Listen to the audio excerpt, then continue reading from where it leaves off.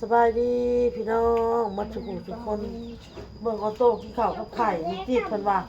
ต้องให้ออโต้กินข้าวกับไข่ต้ม สบายดีพี่น้อง ปกติก็กินอยู่แล้วพี่น้องเอ้ยโอ้ยแจ็บลิ้นเนี่ยเบิ่งกันน้ำก็มีแต่ไข่เต็มอยู่ในจอ ไข่เป็ดมันออกหักตุ่ม บ่ มีไข่เป็ดมันกลุ่มมันกินเป็ด แม่ก็กินนี่ดอกละ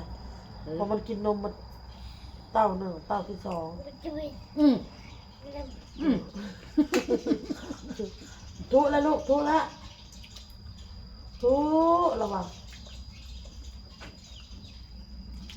ทุ ก่อนตะการนี่เดี๋ยวก่อนตัวที่เนื้อ ทุ อืม ทุเลยจน จน ตุ่มเต็มเลย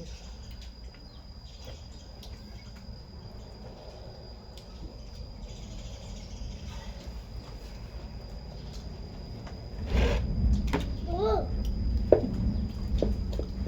ตัดด่างเสียมฟอกมันด่างเสียมมันไม่ไหม้ไปเลยนะทำงานมันเลยไม่ทันเลยแล้วก็กระเล้าแล้วเรียบร้อยให้กินไปอุ่น พยายามพูดได้ กินได้ มาเบื่อปะ บอกทุกคน มาตัวเราเรียนที่กระเบื้อง ตลอดไม่เอาใช้ พอแล้ว มาว่าน้ำเป็นอะไรเกินหมุกลูกเกินเฮ็ดนิดหน่อยเลยมันเป็นเฮ็ดไปเบื่อเลยหมูว่าเฮ็ดปวกกันน้อยว่าพ่อแม่ดมมังกูมันมีเกล็ดดอกคาๆหรอก ดีสิลายปะ แล้วมันพ่อแม่เฮ็ดกินเฮ็ดไปเบื่อหมูว่าเฮ็ดปวกกันน้อยให้ดมเบิ่งมันกิ้วจะแม่เฮ็ดดอกง่ายคาๆวันกะดมเบิ่งกะ ดอกย่างคือบ่มาให้น้อง คิวเว้ย มันง่ายลง ถึงบ่เห็นนั่น มัดซิบดิ้วไปเห็น สองกินลูก มันกินด้วยไข่ กินหรือกินยา พวกขี่รถเราเป็นลุ่มมดหนูโขก เนาะ ตาไปพุ่มอยู่ช่างอ่ะเอาไปเฮ็ดคมปลาไปเขาเขาไปเบิ่งเคยเอา ผู้มัน เคยไปเอาแบบภาคนึงเดินไปตรงนั้นขี่รถไปก็เจอแล้ว มันอะไรวะ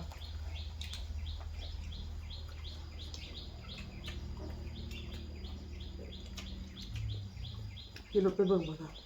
ไปเลาะบ่เนาะ มันเป็นพุ่มน่ะร้ายอะไรมันเป็นเดินเนี่ย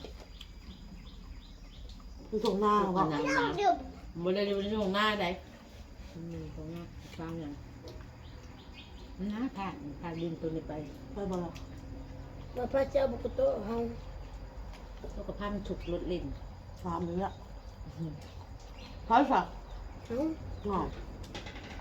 เฮาไปน้องเอาไปบ่ได้กาวโต อยู่กับอีหมุกก็ได้ตีกันสิไปบุญบ่ไปเลยลูกเจ้าเบิ่งน้อง เอามุกก็ไปบ่ หนุกอายใบวุ้นเรียกกัน เกลเฮาก็เอาไปบุญเขาก็ ให้เขาไปพุดที่แล้วเลยที่เราก็คือไปเห็นควายเลยไปกับสารบหลายเห็น พุทธิหล่อแล้วยังบ่ทันเสด็จ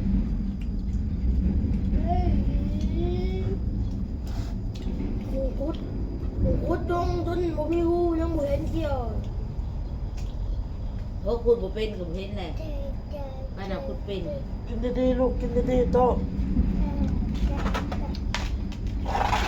เขาปล่อยคุดไปเอามาเฮาบ่เห็นหูมัน เมืองพี่น้องท่าออโต้ ก็คอยๆจับ ตุ่มเต็มหน้าเต็มตาเนาะมี FC ป่ะน้องอ้นเจ้าบ่ได้ฉีดวัคซีนให้ลูกเจ้าบ่เต็มกระต้นกระโตเด้อพี่น้อง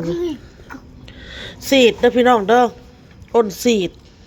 ครบทุกคน ฉีดจนครบแล้ว หยอดยาแดงนะก็หยอดแล้วหยอดใส่ปากนะอืมคือว่าจากหมุดแน่เด้อพี่น้องอ้นว่าสีมันหมุดแน่แล้วเพราะว่านี่แดงเป่งเลยในแก้มนี่ในหน้าในตานี่อืม หักกินแซ่บได้พี่น้อง เออกินแซ่บเสยกินหยังกันได้แซ่บ นั่นเลยแจ๊บแจ๊บเจยอาแจ๊บเด้อาแจ๊บนี่แต่อีต้นพี่น้องเอ้ยถ้าเป็นแทนได้ล่ะก็อยากเป็นแทนอีต้นเวลาเราอ่ะยิงๆยักๆในกระโตนะมันปัดมันเสร็จอยู่ทางกระโตมาแบบรูปเราอยู่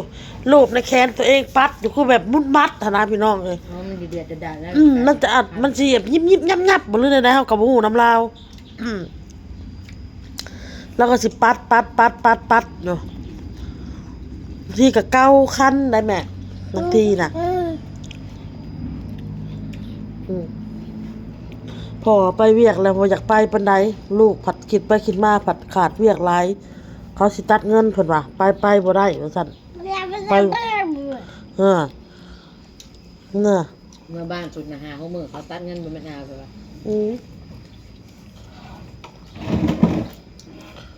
บ่ได้กินซ้ำไข่ต้มเพิ่นถ้าก็กินขั่วเมื่อคืนนี่นะพี่น้องแล้วก็ไข่ต้มเนี่ยเบิ่งอาการน้องออโต้กะตุ่มมันยังออกเรื่อยๆอยู่พี่น้องเอ้ยตุ่มนะแบบโตที่มันเกิดแล้วมันก็ยุบจังซี่นะแล้วโตที่ยังบ่ทันได้เกิดกะแดงขึ้นมาแบบสิพี่น้องไข่เขาเอิ้นไข่หยังก็แม่ไข่มักสุกมักไซบ่ไข่อีสุกอีไซบ่แม่ไข่ ไข่ เนี่ เอา ย ต้ม โอ้เม็ดข้าวกระโปง ไก่เอาต้มบ้านของห้องไก่เอาต้ม บ่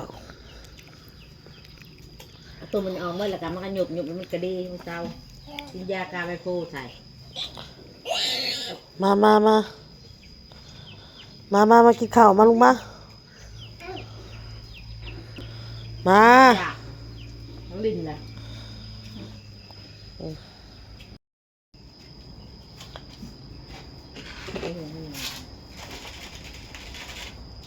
ตัดไม้กับตัดด้านเทียมกับตัดจะได้กระบอกหักมือเป็นเลยคือหักแต่อาม่ากับแม่ทุกคน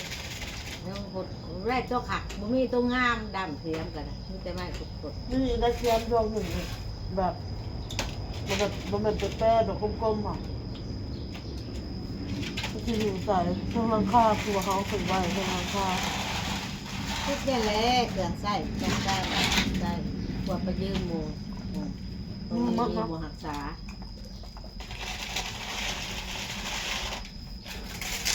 อีกแบบอยากข้าวจะบดเพิ่มกินหมดมันหดมันทำดีแล้ว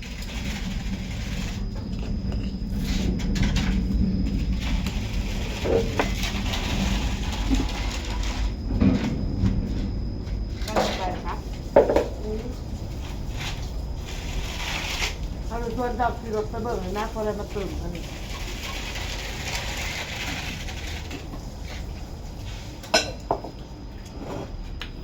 เพราะในการงานเราไปเรามาประเทศงานเราก็มาประเทศ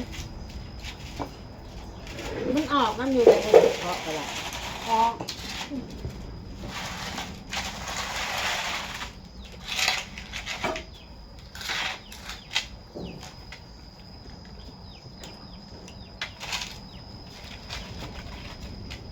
มาลุงมากินข้าวมั้ง เฮ้ยมันมาเย็นนะครับ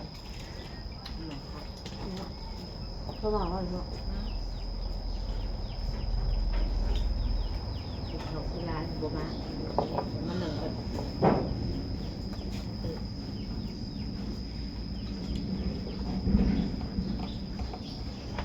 เศร้าในมือพ้นป้าเขามือมากขนาดเขาพ้นที่ตกแล้วเขาเอาเกลือขัด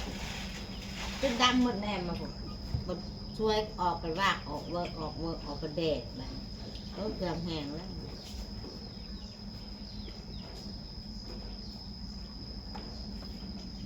ช่วงลายเขากา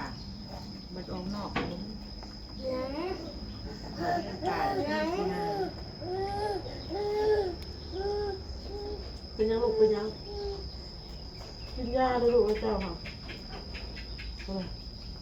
ลงรู้มันก็ได้แม่ลูกเข้าหัวไข่ มันเมื่อวานนี่มันขึ้นแห้งหามันในยุบเลยดิฮันนี่ ถูกมือ ย่าฮะทุบจะอ่านฮะแซ่ยากายโป้ฮะมันจะเย็นอยากให้มันอาบแล้วมันนั่งให้มันลิ่นให้มันแซ่อยู่หันถ้ามันจะขึ้นแต่ย่ามันจะเป็นอย่างนี้หนัก ไข่ขึ้นบางวันสองอาบแสงยาวนะ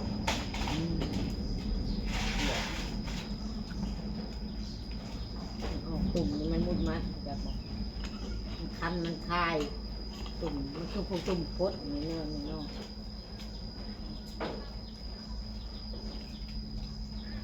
มันก็ออกไปนี่เลยได้ขายออกตุ่ม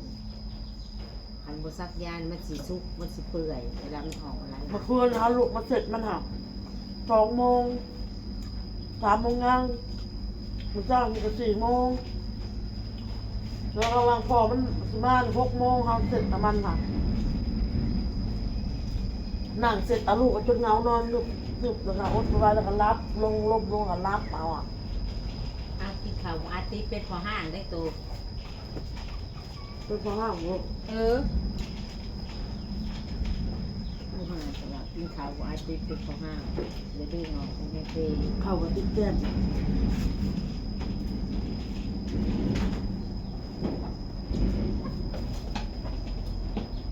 ไปแล้วพ่อ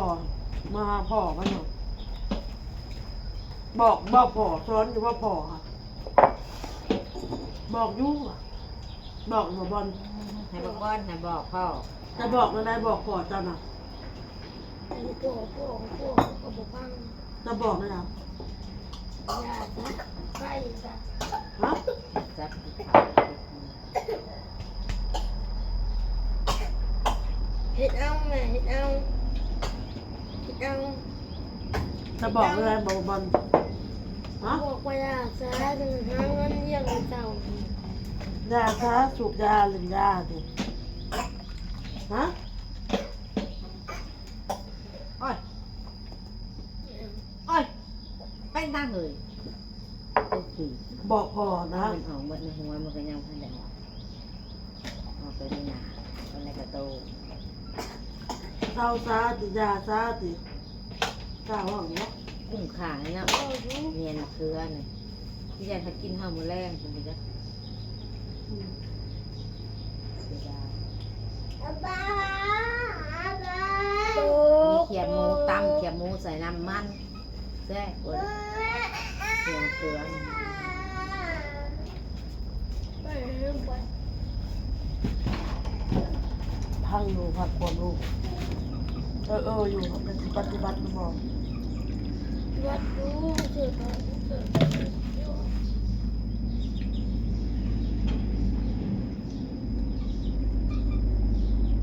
ไก่นี่ดื้อไก่ซอกโตเนี่ยไก่ดำเนี่ยปิ้งม่วนใช่เป็นยัง จัดการหลูกหนาขันจับเลย ดื้ออะไรขึ้นโต๊ะขึ้นตังปีนป้อเมื่อยแต่ไหลซุซี่อีก ข้ายังเว้าอยู่ไก่เจ้านี่ยันบ่ใหญ่เขาเว้ายันบ่ยืนเด้อว่ะ นี่กับไก่แม่ตัวนี้ อย่าเฮ็ดได้มันเว้า มันก็เห็นได้ไก่ตัวนี้หู้น้อยให้จักเลยกระดักกระดอกข้าวหอนนั่นเนื้อตัว ไม่ขี่จะเรือนไม่ขี่จะ ขอจะเอาไก่แล้วมาอุ้ยมาผัวเขาเว้าค่ะก็เลยว่าอย่าซะเอาไปละพี่น้องคลิปนี้กับพ่อกับคลิปหน้าพี่น้อง ชาติก่อนพี่น้อง พากันซ้ำแม่ลูกน้องพี่น้องเนาะสักพื้นกันสวัสดีพี่น้อง มาเพียงเด้